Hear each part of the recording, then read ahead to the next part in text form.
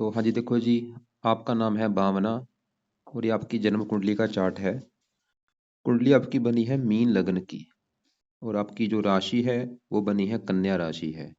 अगर कुंडली की मैं बात करूँ, कुंडली कैसी है, तो आपकी देखो जी, कुंडली मुझे बहुत अच्छी लगी है। आपके तकरीबन सभी ग्रह मुझे अच्छे लगे हैं। जहाँ तो वो उच्च के बैठे हैं या अपने घर में बैठे हैं, तो पूरा मैं विस्तार से आपको समझाऊंगा। तो ये सब कुछ बताने से पहले आपको मैं पहले थोड़ी सी बेसिक जानकारी समझा देता हूँ, ताकि जो आपको मैं भविष्यवाणी बताने वाला हूँ वो आपको अच्छी तरह से समझ आ जाए। तो आपने पहले बेसिक जानकारी को समझना है। तो बेसिक जानकारी ये है कि जो कुंडली होती है, इसमें टोटल 12 ग्रह होते हैं और 12 ग्रहों से कुछ ना कुछ देखा जाता है। तो 12 ग्रह कौन से हैं वो मैं लिख भी देता हूँ, आप याद कर लो। ये आपका पहला ग्रह है, ये दूसरा ग्रह, तीसरा ग्रह, चौथा, पांचवा, छठा ग्रह, सातवां, आठवां ग्रह, नौवां, दसवां, 11वां और ये आपका 12वां ग्रह। ये जो 12 ग्रह हैं, इन 12 ग्रहों से कुछ ना कुछ देखा जाएगा। जैसे कि इस पहले ग्रह से देखा जाएगा आपका शरीर कैसा होगा, आपकी हेल्थ कैसी होगी, स्वभाव कैसा, रंग रूप कैसा, पर्सनालिटी कैसी, आपका सर मस्तक कैसा, पहले ग्रह से देखेंगे। दूसरा अगर आपके धन जोड़ने का है, तीसरा अगर छोटे भाई बहनों का, चौथा अगर आपकी माता, मकान, वाहन का, पांचवा अगर बच्चों का, छठा अगर शत्रु रोग कर्जा, सातवां अगर आपके पति का घर है, आठवें घर से आपकी उम्र देखी जाएगी, नौवें घर से आपका भाग्य देखेंगे, दसवां घर आपके कामकाज का है, 11वां घर आपके बड़े भाई बहन इच्छा पूर्ति और 12वें घर से आपके खर्चे देखे जाएंगे। तो आपने मेरी दो बातें नोट कर लेनी है। पहली बात, जो मैंने 12 ग्रह बोले हैं वो याद कर लो। दूसरी बात, इन 12 ग्रहों से क्या क्या देखा जाएगा वो याद कर लो। अब आप ये देखो कि आपने देखना क्या है, आपका सवाल क्या है वो ग्रह देखो। जैसे कि अगर आपका मान लो सवाल है बच्चों को लेके, तो ये पांचवा ग्रह आपके मैंने बच्चों का बोला है। और पांचवें घर में क्या लिखा है, चार। चार होती है कर्क राशि, मालक बनता है चंद्रमा। तो आपके बच्चों के लिए हमें चंद्रमा को देखना पड़ेगा। ऐसे ही ये तीसरा घर आपके मैंने छोटे भाई बहनों का बोला है। तो अगर आपने अपने छोटे भाई बहनों के बारे में जानना है, तीसरा घर देखेंगे। और तीसरे घर में दो लिखा है, दो है वृष राशि, मालक बना शुक्र। तो आपके छोटे भाई बहनों के लिए शुक्र को देखना पड़ेगा। तो मेरा देखो जी, कहने का मतलब ये है कि आपने जो भी कुछ देखना है कुंडली का, आपको वो घर देखना होगा। और उस घर का जो मालक बना है वो मालक आपने देखना है। अब देखो जी, मोटा मोटा आपको बेसिक जानकारी समझ आ चुकी है। अब बात करते हैं भविष्यवाणी की। और भविष्यवाणी में सबसे जरूरी होती है दशा देखनी। मतलब ये जो 9 ग्रह होते हैं, ये ज्यादा एक्टिवेट कब होते हैं, जब इनकी चलती है दशा। और जो दशा होती है वो दो प्रकार की होती है, एक महादशा, एक अंतरदशा। महादशा बड़ी होती है जो कि आपके ऊपर चली हुई है गुरु ग्रह की, और ये 2018 से चली हुई है। अभी काफी लंबी दशा है, 34 में खत्म होगी। इसका मतलब ये है कि आपके जीवन के ऊपर अभी वर्तमान में जो बड़ा असर है वो गुरु ग्रह का है, क्योंकि गुरु की महादशा आपके ऊपर चली हुई है। और गुरु का कितना असर है, 80%। मतलब आपकी 100 में से जो 80% लाइफ है, वो 80% आपके जीवन में अभी जो भी कुछ आपके साथ हो रहा है, गुरु की वजह से हो रहा है। जो भी आप काम कर रही हैं, खा रही हैं, पी रही हैं, कुछ भी, वो कारण है गुरु। और बाकी बचा 20% आपके ऊपर असर है बुध का, जिसकी चल रही है अंतरदशा। ये 11वां महीना 22 से चली हुई है और दूसरा महीना 25 में जाके खत्म होगी।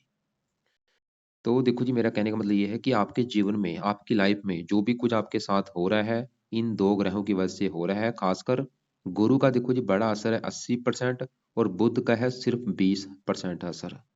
मतलब गुरु का आपके ऊपर बड़ा असर है। सबसे पहले हम आपके गुरु ग्रह को देखेंगे कि वो आपका अच्छा है या बुरा है। अगर तो गुरु आपका ग्रह अच्छा हुआ, फिर तो आपकी लाइफ में अच्छा ही अच्छा होगा। अगर गुरु खराब निकला, फिर आपको बुरे फल देगा। अब आपको नहीं पता कि गुरु अच्छा है या बुरा है, तो आप मेरे से पूछेंगी कि गुरु अच्छा है या बुरा है, तो गुरु आपका है बहुत ही बड़े लेवल पे अच्छा। गुरु जो है आपको पूरे 100 में से 100% अच्छे फल देगा। ऐसा क्यों है? तो गुरु देखो जी आपका यहाँ पे बैठा है 9वें घर में, और 9वें घर से देखा जाता है भाग्य। अगर आपका भाग्य देखना है, 9वें घर से देखेंगे। और 9वें घर का मालिक देखना पड़ेगा। फार्मूला में अभी आपको मैंने क्या बोला था, घर का मालिक देखना है। जैसे कि तीसरे घर का मालिक कौन था, शुक्र। 5वें घर का मालक कौन है? चंद्रमा। ऐसे जो 9वां घर आपका भाग्य घर है, तो अगर आपका भाग्य देखना है 9वां घर देखना पड़ेगा। और 9वें घर में क्या लिखा है? 8, जो कि है वृश्चिक राशि। मालक कौन बना? मंगल। तो आपका भाग्य हम देखेंगे मंगल से। और मंगल के अलावा 9वें घर में गुरु बैठा है, गुरु को भी देखेंगे। मतलब अगर आपका भाग्य देखना है, दो ग्रह देखने पड़ेंगे, मंगल को और गुरु ग्रह को। तो अभी हम गुरु की बात अगर करें, तो गुरु जैसे मैंने बोला आपका अच्छा है। क्यों अच्छा है? उसके हैं दो तीन कारण। एक तो गुरु देखो जी जहां बैठा है 9वें घर में, ये है मंगल का घर, और मंगल इसका है मित्र। ये मित्र के घर में बैठा है गुरु जो है, ये 9वें घर में बैठा है, ये मंगल का घर है, मंगल गुरु का अति मित्र है। आपको मैं एग्जाम्पल समझाता हूँ। जैसे कि देखो जी, एक मान लो आपका जो घर है, जो भी आपका घर है, और आपके घर में आपका कोई दोस्त आके बैठ जाए, क्या होगा?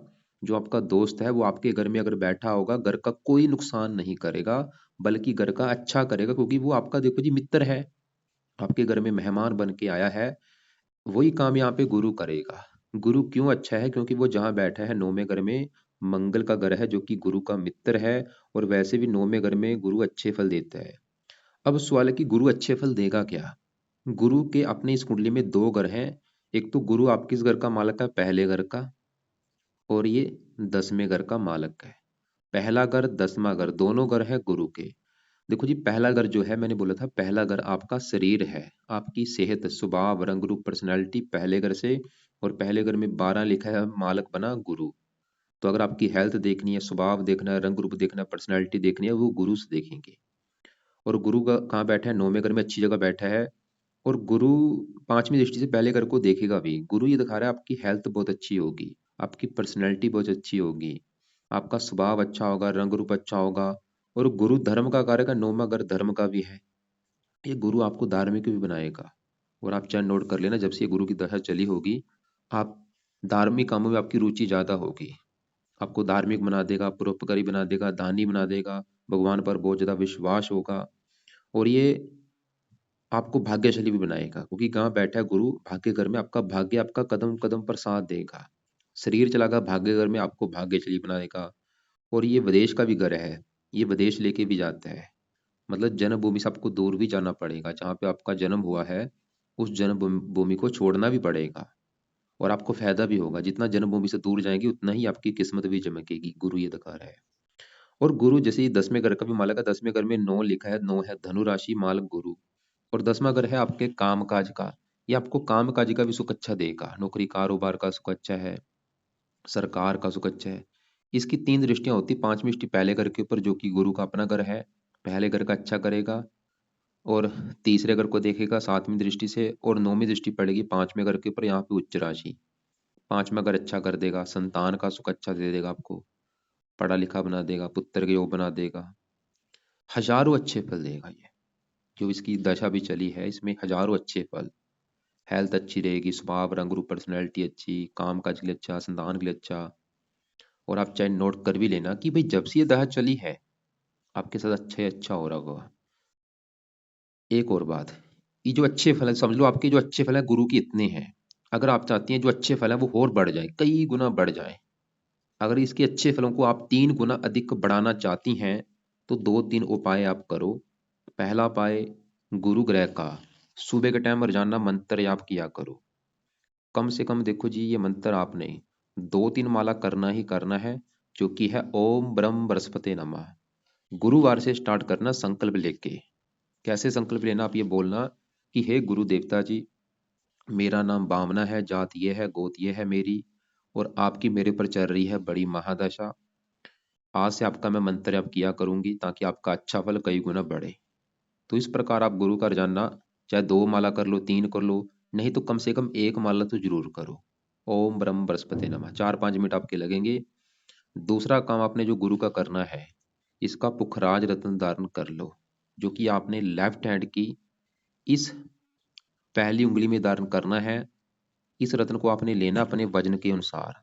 अगर आपका वेट है 60 किलो, 6.25 रत्ती का ले लो। 70 किलो वेट है, 7.25 रत्ती का ले लो। रत्न इसका है गुरु ग्रह का पुखराज रत्न है। पीला पुखराज लेना आपने, व्हाइट पुखराज नहीं लेना। पीला पुखराज लेके उसको ਜਾਂ तो सोने में जड़वा लेना है, अगर सोने में नहीं जड़वा सकती तो पित्तल में जड़वा लेना। और धारण करना है शुक्ल पक्ष के पहले गुरुवार को। सुबह के टाइम धारण करना, सुबह 7:15 या 8:15 या 9:15 बजे। धारण करने से पहले कच्चे दूध में या गंगा जल में धो लेना है, धारण कर लेना है। और मैं यहाँ पे आपको ये नहीं बोलूंगा कि आज ये रत्न धारण करो, जब भी आपका बजट होगा, चाहे 1 साल में, 2 साल में, 3 साल में, करना जरूर।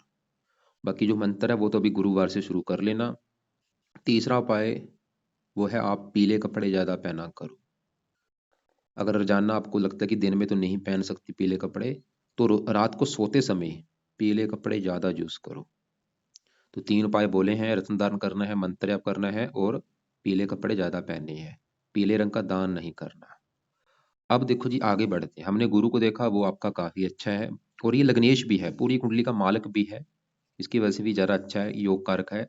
अब बात करते हैं, आपके ऊपर चल रही है बुध की अंतरदशा। 11वां महीना 22 से चली है, दूसरा महीना 25 में जाके खत्म होगी। सवाल की बुध कैसा है, तो बुध भी आपका बड़े लेवल पे अच्छा है। 100 में से 100% बुध भी अच्छे फल देगा। तो बुध देखो जी, आपका यहाँ पे बैठा है 11वें घर में। ये जो 11वां घर है, इस घर से देखा जाता है बड़े भाई बहन, आपके जो बड़े भाई बहन है। इसके अलावा 11वां घर इच्छा इच्छा पूर्ति का होता है, लाभ का होता है, कामकाज में लाभ होगा जो नहीं, धन कमाने के साधन कितने होंगे, मित्रों का सुख, काफी चीजें 11वें घर से देखी जाती हैं। और 11वें घर में क्या लिखा है, 10, जो कि मकर राशि, मालक कौन बना, शनि। तो ये अभी जो चीजें मैंने बोली, इसके लिए हमें शनि को भी देखना पड़ेगा, और शनि के अलावा 11वें घर में शुक्र बुध मंगल 3 ग्रह बैठे हैं, इन तीनों को भी देखना पड़ेगा। तो फिलहाल अभी हम पहले बुध की बात करेंगे। तो बुध कहाँ बैठा है, 11वें घर में, और यहाँ पे जो 10 लिखा है, ये शनि का घर है, जो कि बुध का मित्र है। सवाल है कि बुध क्यों अच्छा है। बुध भी 2 कारणों से अच्छा है। एक तो वो जहां बैठा है 11वें घर में, वो शनि का घर है, जो कि बुध का मित्र है, और वैसे भी 11वां घर कुंडली का अच्छा घर होता है। तो बुध क्या अच्छे फल देगा, बुध जिन घरों का है मालक। बुध आपका इस घर का मालक है, 7वें घर का, और 7वां घर है आपके पति का घर। और बुध इस घर का भी मालक है, चौथे घर का। चौथा घर है आपकी माता मकान वाहन का घर। अगर आपकी माता मकान वाहन का सुख देखना है, चौथा घर देखेंगे। और चौथे घर में 3 लिखा है, 3 है मिथुन राशि, मालक बना बुध। तो माता मकान वाहन के लिए हमें बुध को देखना पड़ेगा। और बुध 7वें घर का भी मालक है, पति घर का। और 7वें घर में 6 लिखा है, कन्या राशि, मालक बुध। और वो अच्छी जगह बैठे, देखो पति चला गया लाभ के घर में। बुध ये दिखा रहा है कि आपके पति के आने के बाद, आपके विवाह होने के बाद, आपकी लाइफ में धन आना शुरू हो जाएगा, आपकी इच्छाएं पूरी होनी शुरू हो जाएंगी पति के आने के बाद। पति का सुख अच्छा मिलेगा, पति से अच्छी बनेगी। बुध ये दिखा रहा है। और बुध चौथे घर का भी मालक है, मकान वाहन का भी सुख लाइफ में अच्छा देगा आपको। और बुध 5वें घर को दृष्टि दे रहा है, पढ़ाई के लिए अच्छा है, बुद्धि के लिए अच्छा है। बुध भी आपका अच्छा है, 11वें घर में बैठ के आपकी सभी इच्छाएं पूरी कर देगा। अभी जो दशा चली, ये समय अच्छा है, पति के लिए अच्छा है, काम काज के लिए अच्छा है, मकान वाहन के लिए अच्छा है। और साथ में शुक्र बैठा है, ये लक्ष्मी नारायण राजयोग भी होता है, वो बना हुआ है। मतलब आपको ये काफी धनी बनाएंगे, धन की कमी नहीं रहेगी।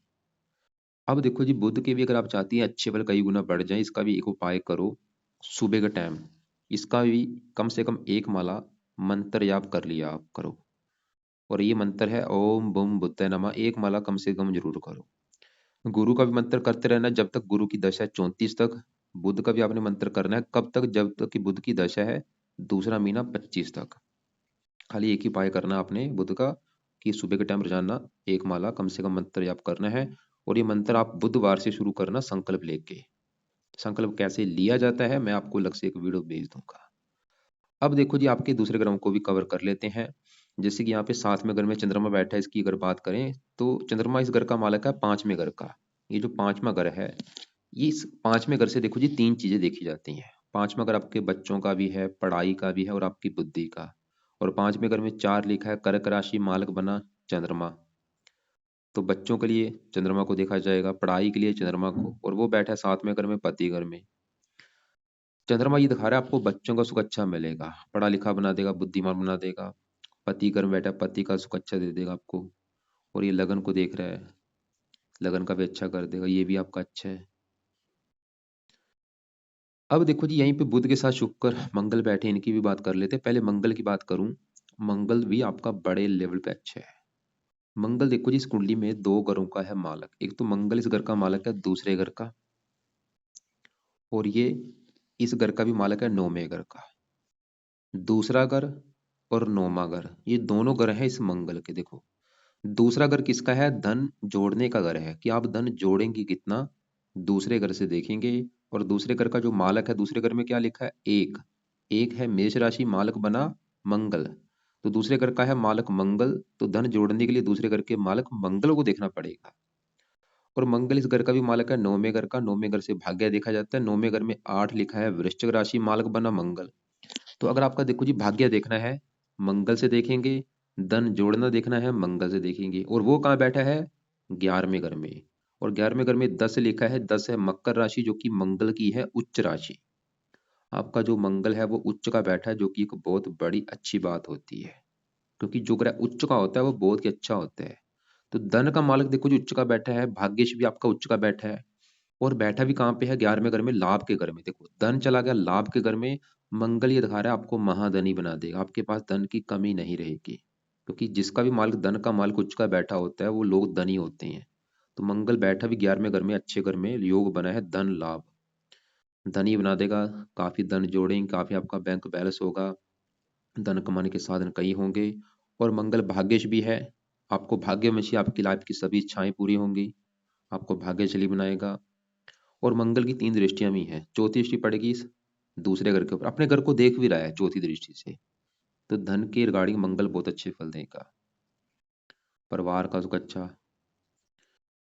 अब देखो जी यहीं पे शुक्र बैठा है। शुक्र है 8वें घर का मालक और तीसरे घर का मालक। तीसरा घर पराक्रम, मेहनत, मेहनत लाभ के घर में। खुद की मेहनत के बल पर भी आप जीवन में आगे बढ़ेंगे। और शुक्र 8वें घर का मालक है, आयु, आयु में लाभ, उम्र लंबी कर देगा। और वैसे भी यहाँ पे योग बना है, शुक्र बैठा है शनि घर में, शनि बैठा है शुक्र घर में, स्थान परिवर्तन जो हुआ है। तो शुक्र का जो अच्छा फल है वो उम्र के लिए अच्छा है। और खुद की मेहनत के बल पर, पराक्रम के बल पर आप अपनी इच्छाएं पूरी करेंगी, आमदन बढ़ाएंगी। अब यहाँ पे देखो जी 8वें घर में शनि बैठा है। शनि आपको वैसे तो 80% तक अच्छे फल देगा, थोड़ा सा एक खराब फल भी देगा। शनि बैठा है 8वें घर में। 8वें घर में यहाँ पे जो 7 लिखा है, तुला राशि है, जो कि शनि की उच्च राशि। ये जो 7 होता है ये तुला राशि होती है। और तुला राशि में शनि उच्च का हो जाता है। जैसे मैंने अभी आपको बोला, उच्च के ग्रह जो होते हैं वो बहुत अच्छे होते हैं। तो शनि क्या अच्छे फल देगा? क्योंकि 11वें घर का मालक है, आमदन के घर का मालक उच्च का बैठा है। आपकी आमदन अच्छी, इच्छाएं पूरी, धन कमाने के साधन कई होंगे। और 8वें घर में बैठा है, 8वें घर से उम्र देखी जाती है, उम्र आपकी कर देगा बहुत ज्यादा लंबी। इसके अलावा और भी अच्छे फल है, लेकिन शनि का जो इसमें बोला थोड़ा सा बुरा फल ये है, 7वीं दृष्टि पड़ेगी दूसरे घर के ऊपर, दूसरे घर में नीच राशि, थोड़ा सा धन खर्च भी कराएगा आपका, धन की हानि भी होगी, खासकर शनि की दशा में, वैसे ज्यादा नहीं, थोड़ी बहुत ही। अब आगे बढ़ते हैं, यहाँ पे देखो जी चौथे घर में राहु बैठा है। सवाल की राहु कैसा है? देखो जी राहु बैठा है चौथे घर में, यहाँ पे लिखा है 3। यह है मिथुन राशि, जो कि राहु की है उच्च राशि। क्योंकि अभी आपको मैंने क्या बोला कि राहु जो भी ग्रह उच्च का होता है अच्छा होता है, जैसे मंगल उच्च का है, शनि उच्च का है, ऐसे ही राहु भी उच्च का बैठा है चौथे घर में। और चौथा घर किसका है? चौथा घर है आपकी माता का घर, मकान का घर, वाहन, भूमि, जमीन, जायदाद, नौकर चाकर, इस चौथे घर से देखेंगे।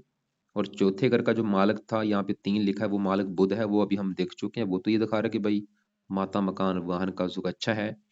अब चौथे घर में जो राहु है, राहु को भी देखना पड़ेगा माता, मकान, वाहन के लिए।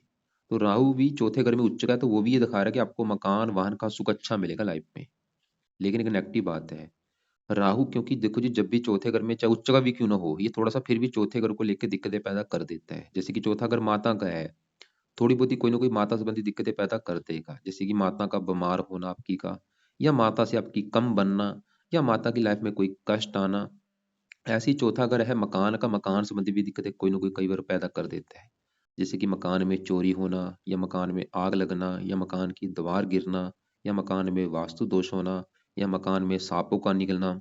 चौथा घर होता है भूमि, जमीन, जायदाद का, इनको लेकर कई बार दिक्कतें आती हैं। नौकर चाकर का, इनको लेकर दिक्कतें आती हैं। और राहु की 7वीं दृष्टि पड़ेगी 10वें घर के ऊपर, यहाँ पे 9 लिखा है, नीच राशि, कामकाज में दिक्कतें पैदा कर देगा। और ये थोड़े से राहु के, वैसे देखो जी मैं फिर बोलूंगा, राहु की जो मैंने अभी बुरे फल बोले हैं, वो बुरे फल ज्यादा तो नहीं मिलेंगे, क्योंकि उच्च का बैठा है, फिर भी इसका एक नेचर है। और ये थोड़ा सा बुरा फल इसकी दशा में आपको मिल सकता है। और इसकी दशा थी, गुरु की दशा भी जैसे चली है 18 से, इससे पहले आपके ऊपर गुरु की दशा थी और राहु की दशा थी। और आप चाहे नोट कर भी लेना कि उस समय ये थोड़ी सी दिक्कतें आपको आई होंगी, ये आपको मैं दिखा देता हूँ। क्योंकि ये ग्रहों का जो असर है वो दशा में बढ़ता है। जैसे अभी गुरु की दशा चली है 18 से 34 तक। पहले राहु की दशा थी 2000 से लेके 2018 तक। उस समय थोड़ी सी हल्की सी आपको माता मकान वाहन संबंधी दिक्कतें, काम काज में दिक्कतें। तो सवाल है, अगर आप यहाँ पे देखो, अभी अगर आपको लग रहा है कि हाँ भाई, माता मकान वाहन भूमि जमीन जायदाद नौकर चाकर को लेकर कोई ना कोई दिक्कतें आती रहती हैं, और काम काज में भी दिक्कतें आ रही हैं, क्योंकि राहु 10वें घर को देख रहा है, नीच राशि है, तो वो थोड़ा सा कारण आपका राहु है। तो राहु का एक एक दो उपाय आपको मैं बताता हूँ, वो आप कर लेना अगर ये दिक्कत है। तो क्या राहु का उपाय है, आप रात के समय राहु कवच का एक पाठ है वो पढ़ लिया करो। और ये पाठ 2 मिनट का पाठ है, इस पाठ को एक पाठ जरूर पढ़ो। संस्कृत में पाठ अगर नहीं पढ़ सकती तो ये पाठ आप ऑडियो लगा के सुन लिया करो। अगर आपको लगता है कि भाई ऐसी कोई दिक्कत नहीं है, मकान वन का सुख बहुत अच्छा है, फिर आप चाहिए पाठ मत करो। वैसे तो भी दशा निकल चुकी है, वैसे इसका असर निकल चुका है, क्योंकि दशा में ये ग्रह ज्यादा एक्टिवेट होते हैं। जैसे भी गुरु की दशा है 18 से चली है। अब देखो जी, यहाँ पे 10वें घर में आपका केतु है, सूर्य है। 10वें घर में जो केतु है वो भी यहाँ पे उच्च का बैठा है, तो काम काज के लिए ये भी अच्छा है। और 10वें घर में सूर्य बैठा है धनु राशि मित्र राशि, ये भी काम काज के लिए अच्छा है। लेकिन यहाँ पे एक योग बना है, सूर्य केतु है तो आपके अच्छे हैं, क्योंकि केतु उच्च का है, सूर्य मित्र राशि में है। सूर्य क्या करेगा, आपके काम काज के लिए अच्छा है, पिता के लिए अच्छा है, सरकार के लिए अच्छा है, सरकार की तरफ से फायदा होता है। और कई बार सरकारी नौकरी के भी योग बनाता है, या सरकार की तरफ से कोई ना कोई फायदा होता है, या बंदे ऐसे राजनीति में होते हैं। लेकिन सूर्य के साथ जो केतु बैठा है, एक फार्मूला है, जब भी सूर्य के साथ केतु बैठा होता है या राहु होता है या शनि होता है 10वें घर में खासकर, तो पित्तर दोष बनता है। और ये पित्तर दोष की वजह से लाइफ में स्ट्रगल करना पड़ता है, दिक्कतें आती हैं, परेशानियां आती हैं, आगे बढ़ने में रुकावटें आती हैं। तो ये जो पित्तर दोष बना है, इसका एक पार्ट है पित्तर स्रोत का पाठ, वो आप कर लिया करो। अगर आपकी लाइफ में ऐसी कोई दिक्कत है तो पित्तर स्रोत का पाठ आप दिन के किसी भी समय पढ़ एक पाठ जरूर पढ़ा करो। और सूर्य के लिए आप सूर्य का सुबह का टाइम सूर्य आदित्य हृदय सूक्त का पाठ पढ़ा करो। इसकी वजह से ये जो दोष जो है वो खत्म हो जाएगा, सूर्य आदित्य हृदय स्रोत का पाठ। अब आपको देखो जी, मैंने क्या क्या बोला है करने के लिए। एक तो आपको मैंने बोला कि गुरु की जो बड़ी दशा है, गुरु वैसे तो अच्छा है, फिर भी मैंने बोला उसके अगर अच्छे फल आपने बढ़ाने हैं तो उसका मंत्र या आप एक माला जरूर करो, चाहे 2 माला। और उसका पुखराज रत्न दान करने के लिए बोला है जब भी आपका वज्र होगा, और पीले कपड़े ज्यादा पहनो। बुध की चल रही अंतरदशा वो भी अच्छा है, बुध का फिर भी आपको बोला कि एक माला मंत्र आप कर लो जब तक बुध की दशा है, ताकि अच्छे फल कई गुना बढ़े। हरे कपड़े भी आप ज्यादा यूज कर सकती हैं। बाकी देखो जी, सूर्य अच्छा था, लेकिन वो केतु के साथ जो बैठा है, सूर्य ग्रहण दोष बनता है, तो इसलिए सूर्य का आपको मैंने पाठ बोला, सूर्य आदित्य हरिद्र स्रोत का पाठ सुबह के टाइम चाहे पढ़ना है चाहे उसको सुनना है। और सूर्य के लिए जो ये पित्तर दोष बना है, पित्तर स्रोत का एक पाठ होता है, वो भी आप पढ़ सकती हैं, आपकी मर्जी है, पढ़ लोगी अच्छी बात है। बाकी राहु का मैंने बोला था कि राहु कवच का पाठ एक पाठ जरूर पढ़ना है। राहु के वैसे और भी काफी उपाय हैं, वो चाहे रहने दो, क्योंकि वैसे इसकी दशा निकल चुकी है। आपने मुझे बोला था मोती आपने दान कर रखा है, मोती देखो जी लेफ्ट हैंड में छोटी उंगली में आपने दान करना है, चांदी में जड़वा के कर सकती हैं बिल्कुल आप, लेकिन छोटी उंगली में ही दान करना। और गुरु का पुखराज आपने इस पहली उंगली में दान करना है। बाकी आपकी कुंडली मुझे तकरीबन अच्छी लगी है। आपको संतान के रिगार्डिंग कुंडली अच्छी है, पति का सुख अच्छा मिलेगा, भाग्य के रिगार्डिंग अच्छी है, उम्र लंबी है, धन के रिगार्डिंग कुंडली तो बहुत अच्छी है आपकी, शरीर का मालक गुरु वो अच्छा है। आपकी कुंडली में देखो जी, जन्मभूमि से दूर जाने के भी आपके योग बनेंगे, क्योंकि ये जो राहु चौथे घर में जब होता है जन्मभूमि से दूर लेके जाता है। और अभी गुरु की दशा 9वें घर में बैठा है, 9वां घर भी विदेश का घर होता है। जन्मभूमि से दूर जाने का मतलब है चाहे वो कोई दूसरी कंट्री है, चाहे आपका अपना ही देश, और आपको फायदा भी होगा। बाकी आप ऐसा करना, फिर भी आपके जो सवाल होंगे या आपको कोई बात समझ ना लगी हो, तो वो आप अपने सवाल लिख लेना। कल दोपहर 1 से लेके 2:30 के बीच में मुझे आप कॉल करके पूछ लेना, या फिर शाम को कॉल कर लेना, 6-7 के बीच में आप कॉल कर लेना शाम को। इसके अलावा आपको मैं कुछ अलग से वीडियो भेज दूंगा, उनको भी आप एक बार देख लेना।